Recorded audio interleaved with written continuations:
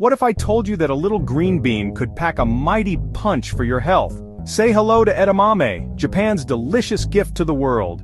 These young soybeans, harvested before they fully ripen, are more than just a snack. They're a powerhouse of nutrition wrapped in a pod.